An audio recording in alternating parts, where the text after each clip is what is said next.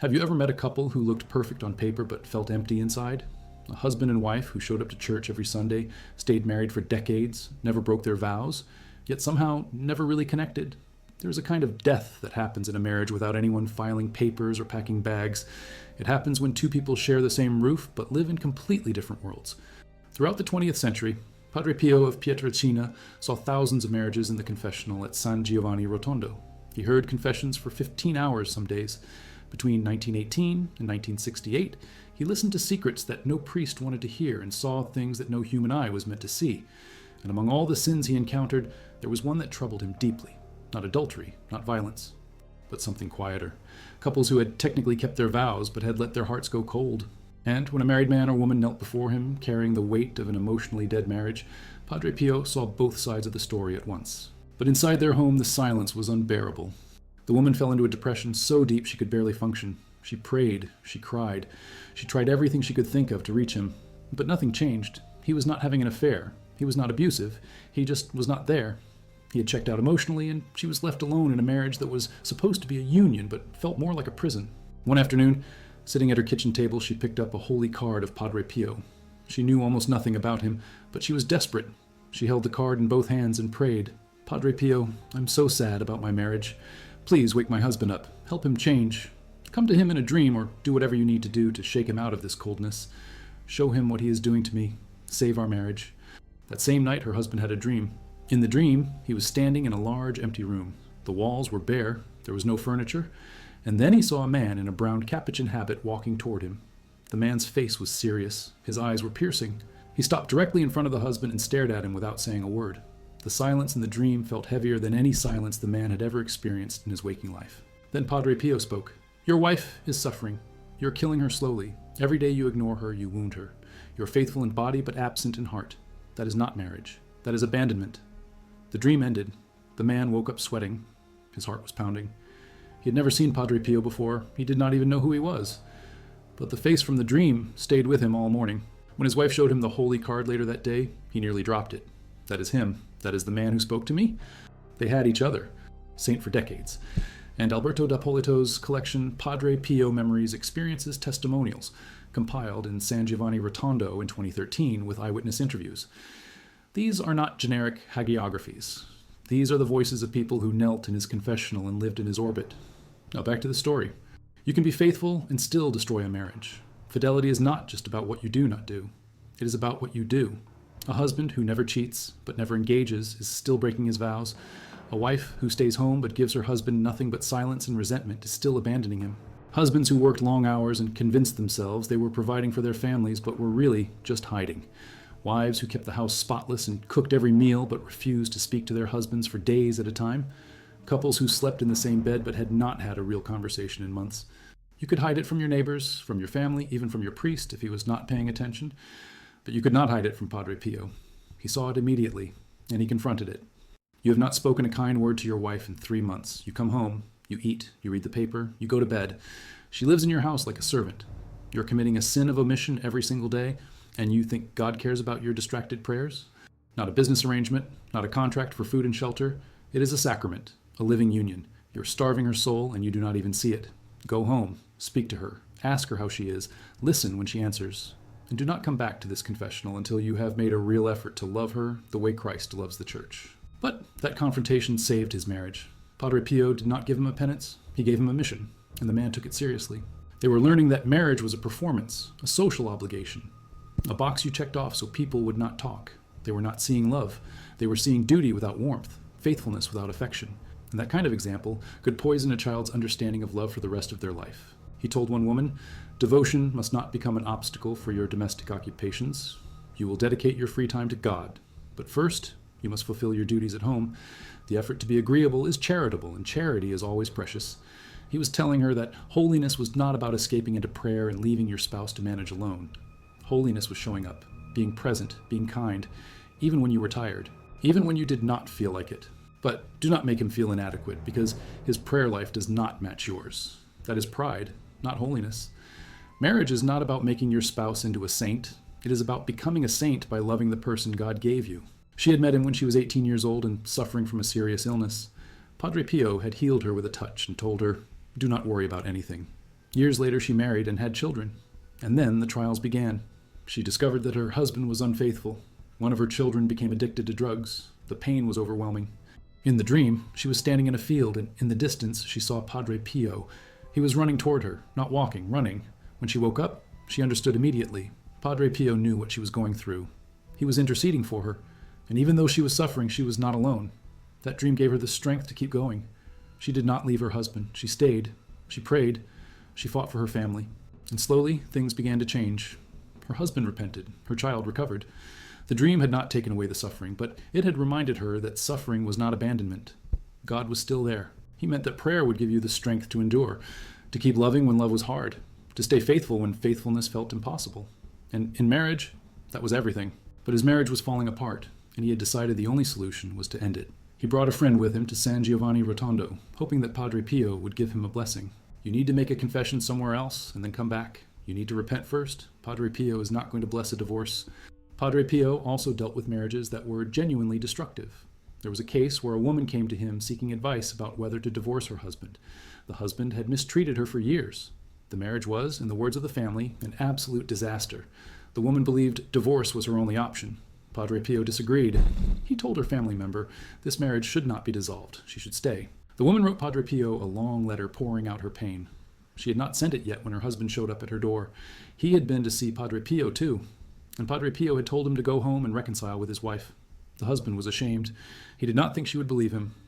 So Padre Pio gave him proof. Tell her I have already read the letter she wrote to me. Then Padre Pio recited parts of the letter, word for word. The letter that had not been sent. The husband went home and stood on the porch and asked for forgiveness. And his wife, moved by the miracle, took him back. They reconciled. The coldness that had built up over years melted in a single conversation. But the daily choice to be present, to speak kindly, to listen, to sacrifice comfort for connection, that was the heart of the sacrament. That was what mattered. And they prayed together every day, entrusting their future marriage to God. Padre Pio promised to pray the chaplet of the Sacred Heart of Jesus for them every single day. He told Giovanni, "You will see. You will have as many children as the choirs of angels." 9 children. And he was right. Their first daughter was born on July 24th, 1951. She almost died. The doctor said there was no hope, but Padre Pio prayed, and the child survived. And 60 years later, Paula said, "After 60 years of marriage, I can say that Padre Pio's recipe works. Giovanni and I love each other as much as we did on the first day. The recipe was not complicated. It was prayer. It was daily confession and communion. It was bringing every struggle to God instead of letting bitterness take root. And it was showing up for each other, day after day, even when it was hard." That was the lesson Padre Pio taught over and over. Marriage was not about feelings. Feelings came and went. Marriage was about commitment, about choosing to love when love was inconvenient, about refusing to let coldness settle in, about being emotionally present even when you were exhausted, especially when you were exhausted. Her emotionally distant husband. She did not have a dream. She did not have a vision. She just prayed. And slowly, over weeks and months, things began to change. Her husband softened. He started asking her questions. He started listening. It was not dramatic. It was gradual. But it was real. And she credited Padre Pio's intercession. Not as dramatic as adultery, but just as damaging. Because when you married someone, you promised them your whole self, not just your body, not just your finances, but your attention, your affection, your presence. And when you withheld those things, you were breaking the vow. You had to stop blaming your spouse for the distance and take responsibility for your own part in it. You had to ask forgiveness, and you had to change your behavior, not just your words. And he told couples to pray it together, not as a magic formula, but as a way of bringing Jesus into the center of the marriage. Because when both spouses were looking at Jesus, they naturally moved closer to each other. Weekly confession kept the small resentments from building up. It kept pride from taking root. It kept the marriage spiritually alive. You are lying to yourselves. Marriage is not about avoiding conflict. It is about building intimacy. And you cannot build intimacy without vulnerability, without communication, without effort. And if you're not talking, you are not really married. You're just 2 people living in the same house. The man was offended. But later, he realized Padre Pio was right. He and his wife had stopped communicating years ago. They had learned to avoid conflict by avoiding each other. And that avoidance had killed the relationship. He went home and started a conversation. It was awkward at first, but it was the beginning of healing. Padre Pio also saw marriages where one spouse was carrying all the emotional weight. The wife was praying. The wife was trying. The wife was doing everything she could to keep the family together, and the husband was passively letting it happen. Padre Pio had no patience for this. He told men repeatedly, "You are the head of the household. That does not mean you get to sit back and do nothing. It means you have a responsibility. Lead your family spiritually. Pray with your wife. Be present with your children. Stop hiding behind work or hobbies or silence. Show up. One of the most famous lines Padre Pio ever said was, "The soul is like a house. It needs to be cleaned once a week." And in marriage, that was especially true. Because in a marriage, two souls were trying to live together. And if one soul was cluttered with resentment, pride, anger, or coldness, it affected the other. Weekly confession cleared that clutter. It gave both spouses a fresh start every week. Padre Pio also dealt with couples who had been emotionally distant for so long that they did not even know how to reconnect. They wanted to fix the marriage, but they did not know where to start. Padre Pio's advice was always simple. Start with prayer. Pray together, even if it feels awkward, even if it feels fake at first. Pray together, and then do one small act of kindness every day. Make your spouse a cup of coffee. Ask about their day. Give them a compliment. Do not wait until you feel like it. Do it anyway, and eventually the feelings will follow. But you have to choose first. She followed his advice. She chose to love her husband even when she did not feel it. And over time, the feelings returned. Not because of magic, but because of grace. Padre Pio told couples, "Pride destroys everything. Humility builds everything. If you want a strong marriage, you must learn to say, 'I was wrong.' You must learn to ask forgiveness, and you must learn to forgive without holding grudges." And once indifference set in, the marriage was in serious danger. Padre Pio told couples, "Never let indifference into your home. Fight it with everything you have. Because once it takes root, it is almost impossible to remove." The husband worked all the time. The wife felt ignored. They barely spoke. When they did speak, it was about logistics, bills, schedules, chores, nothing deeper. They asked Padre Pio what they should do. He told them, "Stop treating each other like roommates.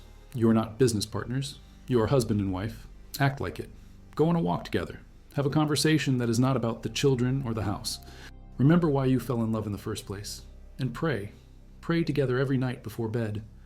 That simple advice changed their marriage. They started spending time together again. They started talking again. And the love that had been buried under years of routine and exhaustion came back to life. To know what they needed without being told. And when the other spouse inevitably failed, resentment built up. Padre Pio told people, "Your spouse is not a mind reader. If you need something, say it. If something is bothering you, talk about it. Do not expect them to guess. And do not punish them for not knowing what you never told them." Husbands comparing their wives to other women. Padre Pio said, "Comparison is poison. Your spouse is not supposed to be like someone else. They are supposed to be themselves. Love them for who they are, not for who you wish they were. And if you find yourself constantly comparing, that is a sign that you need to confess envy and ask God to help you see your spouse through his eyes." One of the most powerful things Padre Pio taught about marriage was that suffering in marriage could be redemptive. If a couple stayed together through a difficult season and chose to love each other even when it was hard, that suffering could become a source of grace, not just for them, but for their children, for their extended family, for everyone who witnessed their faithfulness. Padre Pio said, "Love that does not suffer is not strong. Love that costs nothing is worth nothing." The couples who stayed together through the coldness, through the emotional distance, through the years of feeling alone even though they were married, those couples were doing something heroic. They were bearing a cross, and that cross, if carried with faith, could lead to resurrection. Staying did not mean tolerating abuse. It did not mean accepting neglect. It meant fighting for the marriage. It meant demanding better. It meant going to confession. It meant confronting sin. It meant refusing to let coldness be the norm. And sometimes it meant seeking help. Padre Pio sent couples to spiritual directors. He sent them to other priests for counsel. He sent them to trusted friends who could speak truth into their lives. He did not expect people to fix their marriages alone, but faithfulness, presence, love that endured. Not because our problems disappeared, but because we finally started talking to each other. Thank you for waking him up.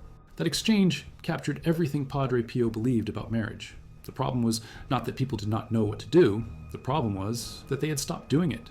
They had let exhaustion, routine, pride, and indifference take over. And the solution was to go back to the basics: prayer, sacraments, communication, kindness, effort, day after day after day. That was how marriages survived. That was how love endured.